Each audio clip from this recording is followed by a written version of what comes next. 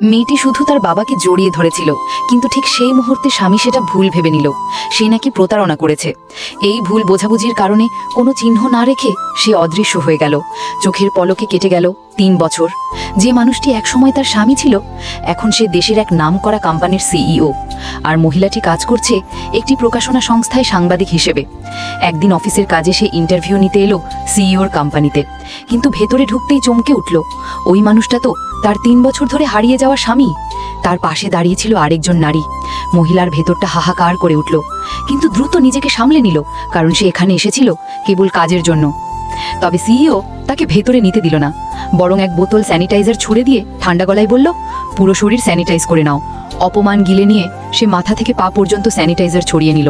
Interview চলার সময় স্বামী ইচ্ছে করে নতুন প্রেমিকার সঙ্গে প্রেম ভরা আচরণ করতে লাগলো, শুধু তাকে জ্বালানোর জন্য। মহিলাটি যখনই কোনো প্রশ্ন করত, সে ঠাট্টা বিদ্রুপ করত। শেষ পর্যন্ত ইন্টারভিউ অসম্পূর্ণ হয়ে গেল। সহকর্মীদের চাকরি বাঁচানোর জন্য মহিলা স্বেচ্ছায় পদত্যাগ করে দিল। কিছুদিন পর মহিলার বাবা বিদেশ থেকে ফিরলেন।